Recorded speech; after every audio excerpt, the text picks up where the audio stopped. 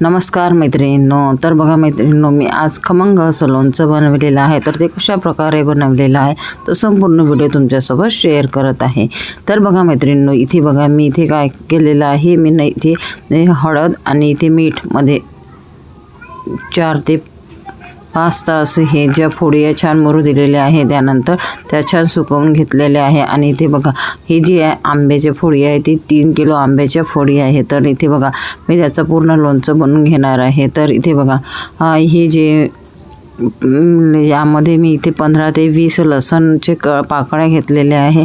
त्यानंतर मी इथे बघा जो मसाला आहे तो मी इथे बघा जिरं, सोप आणि जे मेथीदाणे असते त्याचा मी इथे पावडर करून घेतलेला आहे आणि तो मसाला यामध्ये टाकून घेत आहे. तर मी सर्व प्रमाणात बघा 2-2, 3-3 चम्मच असं घेतलेलं आहे आणि त्याची पावडर करून घेतलेली आहे.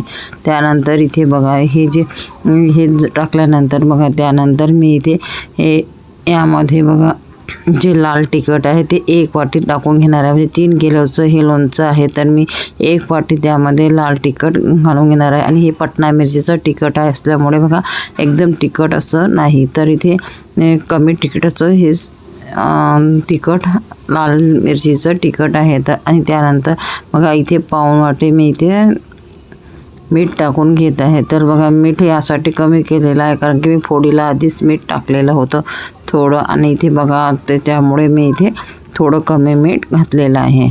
त्यानंतर इथे बघा हे जो हिंग आहे तर हिंग मी इथे बघा रामबंधूचा हिंग घेतलेला आहे. आणि हा जो हिंग आहे तो दुकानात आरामशीर मिळतो.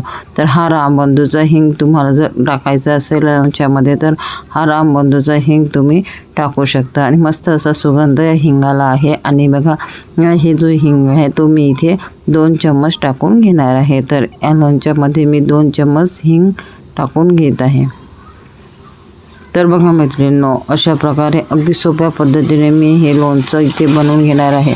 आणि हे लोणचं बघा इथे वर्षभर टिकणार हे लोणचं आहे. तर त्यामुळे मी इथे ज्या फोडी आहेत त्या छान सुकवून घेतलेल्या आहे जेणेकरून आपलं लोणचं हे खराब होणार नाही आणि ते वर्षभर टिकणार आहे. आणि इथे बघा मी 1 पाव यामध्ये बघा जी मोहरीची डाळ असते ते टाकून घेणार आहे. आणि इथे बघा अशा प्रकारे छान मी ते व्यवस्थित सर्व बाजूने टाकून घ्यायची आहे. आणि हे टाकून घेतल्यानंतर बघा इथे यामध्ये बघा आता हे जी मोहरीची डाळ आहे मी टाकून घेतलेली आहे. आता त्यानंतर मी इथे बघा गूळ मी इथे बारीक करून घेतलेला आहे.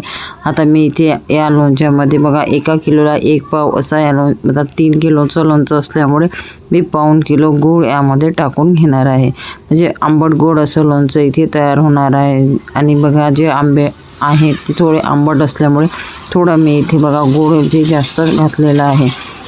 तर इथे पाऊण किलो मी इथे गूळ यामध्ये टाकून घेत आहे. आणि हा जो गूळ आहे ते छान बघा बारीक करून घ्यायचा आहे. आणि इथे बघा तो यामध्ये टाकून घ्यायचा आहे. तर बघा मैत्रिणी अगदी सोप्या पद्धतीने आणि पटकन असं हे लोणचं मी इथे बघा सर्व साहित्य आणि हे बघा हे सर्व साहित्य मी घरगुती साहित्यामध्ये हे लोणचं बनवत आहे. आणि ते बघा सर्व घरचे साहित्य मी घातलेलं आहे.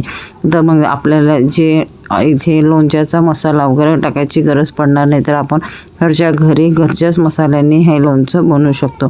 तर बघा अगदी मस्त असं बघा कलर आलेला आहे. आणि बघा छान प्रकारे मिक्स करून घ्यायचं आहे. आणि एकजीव छान मिक्स झाल्यानंतर बघा त्या प्रत्येक फोडीला इथे मसाला लागलेला आहे. आणि इथे बघा हा जो मसाला आहे तो छान मिक्स करून घ्यायचा आहे. आणि बघा हे जे तिखट आहे ते मी इथे पटना मिरचीचं वापरलं असल्यामुळे लाल असं इथे बघा फोडी इथे छान लालसर दिसत आहे.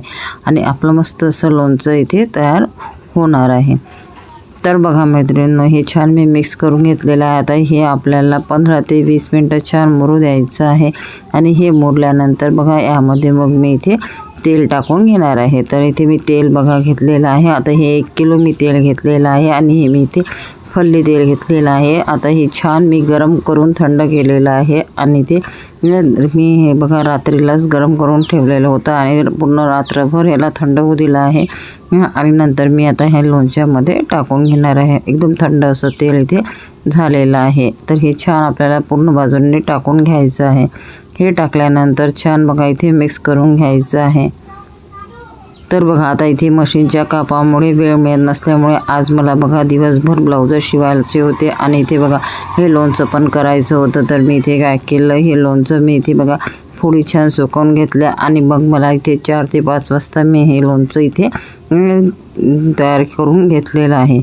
तर बघा मैत्रिणींनो, अगदी सोप्या पद्धतीने आणि पटकन अशा घरच्या मसाल्यांनी ही मी इथे लोणचं तयार केलं आणि बघा लोणच्याला छान असा खमंग असा सुगंध सुटलेला आहे आणि वर्षभर टिकणारं हे लोणचं इथे तयार झालेलं आहे.